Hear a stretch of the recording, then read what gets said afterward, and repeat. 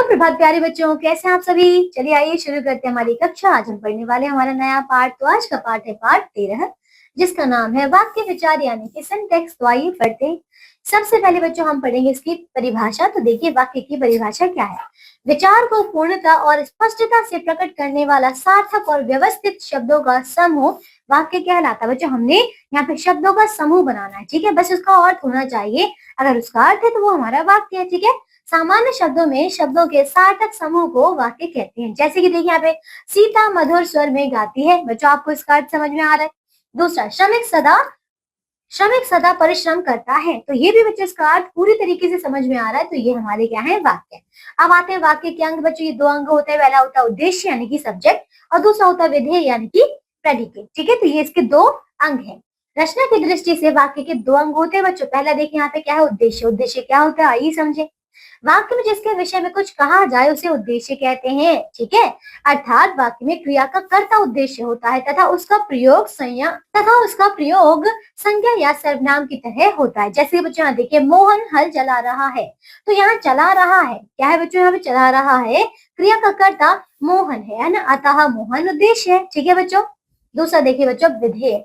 उद्देश्य के विषय में जो कुछ कहा जाए उसे विधेय कहते हैं। अर्थात वाक्य में क्रिया और उसके पूरक विधेय कहलाते हैं, ठीक है बच्चों। आपको सिर्फ कर्ता को हटाना है। कर्ता को हटाकर जो भी बचेगा बच्चों वो सारा का सारा विधेय होता है। जैसे मोहन हल चला रहा है, यहाँ उद्देश्य बच्चों मोहन है के विषय में कहा गया है कि हल चला रहा है, अतः यह वाक्यांश विधेय है, ठीक है बच्चों। आगे अब है बच्चों वाक्यांश। जो वाक्य पूरा अंश प्रकट नहीं करता है वह वाक्यांश कहलाता है। जैसे काम जानने वाला। अब जो काम जानने वाला, इसका कोई अर्थ समझ में आ रहा है क्या, नहीं आ रहा। किसके बारे में कहा जा रहा है, नहीं समझ आ रहा। तो ये क्या है, वाक्यांश है। इस वाक्य में प्रयुक्त तीनों शब्दों का अर्थ तो प्रकट होता है, किंतु इनसे वाक्य का पूर्ण अर्थ नहीं निकल रहा है। समझ गया बच्चों। अतः यह वाक्यांश की श्रेणी में आता है। अब आते हैं उद्देश्य का विस्तार। बच्चों वाक्य में उद्देश्य का परिचय देने वाले अन्य शब्द उद्देश्य का विस्तार कहलाते हैं, ठीक है बच्चों। आपको क्या करना है, सिर्फ और सिर्फ यहाँ पे उद्देश्य का परिचय देना है, ठीक है। जैसे काला घोड़ा दौड़ रहा है। तो बच्चों यहाँ पर इस वाक्य में काला शब्द घोड़े की विशेषता प्रकट कर रहा है, अतः यह शब्द उद्देश्य का विस्तारक शब्द है, ठीक है। उद्देश्य का विस्तार विशेषण संबंध कारक और वाक्यांश के रूप में प्रयुक्त शब्दों से होता है। जैसे बच्चों यहाँ पे देखिए, आइए और विस्तार से पढ़ते हैं। ये देखिए पहला विशेषण से, ठीक है। देखो सुंदर फूल सबको अच्छा लगता है, इसमें बच्चों सुंदर है, ये विशेषण है। दूसरा क्या है, संबंध कारक से, जैसे कि बंदरों के झुंड ने ग्वाले को घेर लिया। तो यहाँ पे बंदरों के झुंड ने है ना, संबंध कारक है। अब तीसरा वाक्यांश से, देखो रोटी बनाने वाला रसोईया मिल गया। तो बच्चों क्या, रोटी बनाने वाला, ठीक है। आगे आते हैं विधेय का विस्तार। मूल विधेय के पूरक शब्द विधेय के विस्तारक शब्द कहलाते हैं, ठीक है बच्चों। जैसे कि गीता अच्छी पुस्तकें पढ़ती है। यहाँ पे बच्चों गीता उद्देश्य है, अच्छी ये बच्चों कर्म का विस्तार है। पुस्तकें क्या बच्चों, ये कर्म है ना, और पढ़ती है बच्चों क्रिया विधेय है, ठीक है। अब अर्थ के आधार पर वाक्य के 8 भेद होते हैं। बच्चों देखिए पहला इसका भेद है विधानवाचक वाक्य, ठीक है। तो जिस वाक्य के द्वारा किसी काम का करना या बात का होना पाया जाए उसे विधानवाचक वाक्य कहते हैं। जैसे कि बच्चों देखिए यहाँ पे सुरेखा पत्र लिख रही है। ये बच्चों काम का करना हो पाया जा रहा है कि वो क्या कर रही है, पत्र लिख रही है। पृथ्वी गोल है। बच्चों ये बात का होना पाया जा रहा है ना कि पृथ्वी क्या है, गोल है। दूसरा आता बच्चों निषेधवाचक वाक्य यानी कि नकारात्मक वाक्य, ठीक है। तो जिस वाक्य में जिस वाक्य से किसी कार्य के निषेध का बोध हो यानी कि ना होने का बोध हो, है ना, उसे कहते हैं। यथा देखिए जैसे कि उसे कुछ नहीं चाहिए, क्या नहीं चाहिए, ठीक है। फिर तुम्हारे बिना मेरा जीवन अधूरा है। तो बच्चों तुम्हारे बिना, ये भी ना ही तो है। मैं किसी से शत्रुता नहीं रखना चाहता, ठीक है। तीसरा बच्चों आज्ञावाचक वाक्य। जिस वाक्य से आज्ञा, उपदेश अथवा आदेश देने का बोध हो, है ना, उन्हें कहते हैं। देखिए जैसे कि मानव उठ, मानव को भुजा पसार भेंट ले, ठीक है। अब देखो आवश्यकता इस बात की है कि हम ठीक से देखें, ठीक से सुने, ठीक है बच्चों। फिर मुझे ये काम दो, फिर यहाँ शोर मत करो, ठीक है बच्चों। तो ये सारे कहीं ना कहीं आज्ञावाचक हैं। चौथा आता है हमारा प्रश्नवाचक वाक्य, ठीक है बच्चों। जिस वाक्य से किसी कार्य अथवा विषय के संबंध में प्रश्न पूछने का बोध हो उसे कहते हैं। जैसे कि देखिए क्या मानव के चरण चंद्र तल को स्पर्श कर चुके हैं, या फिर क्या सुरेश ने पत्र लिखा है, क्या तुमने अपना काम पूरा कर लिया। तो इनमें हमने प्रश्न किया, तो ये हमारे प्रश्नवाचक वाक्य हैं। पांचवा आता बच्चों इच्छावाचक वाक्य। देखो जिस वाक्य से इच्छा अथवा आशीर्वाद के भाव का बोध हो, यथा देखिए जैसे कि ईश्वर करे तुम जीवन भर फूलते फलते रहो। तो बच्चों आशीर्वाद दिया जा रहा है। फिर भगवान तुम्हें दीर्घायु करे, ठीक है, और एक नए आलोक से राष्ट्र जगमगा उठे। समझ गए बच्चों? अब आगे आते हैं। छठा है बच्चों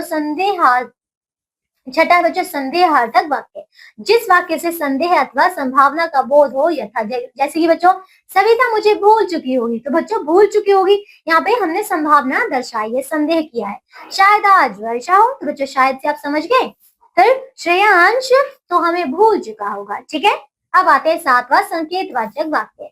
जिस वाक्य से एक क्रिया का होना दूसरी क्रिया पर निर्भर हो उन्हें संकेतवाचक वाक्य कहा जाता है। जैसे कि बच्चों अगर रमेश पढ़ता तो पास हो जाता, तो बच्चों यहाँ पे अगर रमेश पढ़ता तो ये बोला ना, यहाँ पे है ना, संकेत दिया जा रहा है। यदि तुम मेहनत करोगी तो मुझे अच्छा लगेगा, ठीक है। आठवां अच्छा बच्चों, आठवां है विस्मयादिवाचक वाक्य। देखो जिस वाक्य से विस्मय, हर्ष, घृणा आदि मन के भाव प्रकट हो। जैसे कि बच्चों अरे क्या कहा, वह परलोक सिधार गया। फिर आहा कैसा सुहावना मौसम है, वाह हर्ष गीत गा रहा है। समझ गए बच्चों? तो इसमें हमने खुशी प्रकट करी है या फिर कहीं पर हमने दुख प्रकट किया है, ठीक है। ठीक है बच्चों, अब आगे देखिए। रचना के अनुसार वाक्य भेद। रचना के आधार पर वाक्य के 3 प्रकार होते हैं बच्चों। यहाँ देखिए पहला क्या है, सरल या साधारण वाक्य। जैसे कि बच्चों सरल या साधारण वाक्य क्या है, सिंपल सेंटेंस। दूसरा मिश्र या मिश्रित वाक्य यानी कि कॉम्प्लेक्स सेंटेंस। तीसरा है संयुक्त वाक्य यानी कि कंपाउंड सेंटेंस, ठीक है। तो इसके 3 प्रकार है। अब बच्चों पहला देखिए यहाँ पे क्या है, सरल या साधारण वाक्य। जिस वाक्य में एक ही उद्देश्य और एक ही विधेय होता है उसे सरल या साधारण वाक्य कहते हैं। जैसे कि बच्चों पक्षी उड़ता है, ठीक है, बालक पढ़ता है, रमा जाती है। इन वाक्यों में बच्चों देखो पक्षी, बालक, रमा उद्देश्य है तथा उड़ता है, पढ़ता है, जाती है ये विधेय है। बच्चों एक उद्देश्य एक विधेय, ठीक है।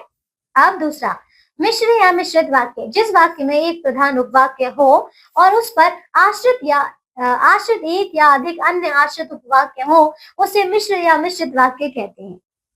जैसे कि मैंने सुना है कि दिनेश स्टेशन पहुंच गया है ना। तो यहाँ पर मैंने सुना है कि ये, तो यहाँ पे आश्रित है। दूसरा मैंने सुना है प्रधान उपवाक्य तथा कि दिनेश स्टेशन, ठीक है। आप बच्चों यहाँ पे देखिए मैंने सुना है ये क्या है, ये प्रधान उपवाक्य है तथा कि दिनेश स्टेशन पहुंच गया है ये आश्रित वाक्य, आश्रित उपवाक्य, ठीक है। तीसरा संयुक्त वाक्य। जिस वाक्य में 2 या 2 से अधिक क्या है, जिस वाक्य में 2 या 2 से अधिक वाक्य स्वतंत्र रूप से योजक द्वारा मिले हों उसे संयुक्त वाक्य कहते हैं। जैसे कि बच्चों पहला राम ने पढ़ा और योगेश ने लिखा। दूसरा मोहन वहां गया और सोहन से मिलकर आ गया, ठीक है बच्चों। तो ये है सारे हमारे वाक्य।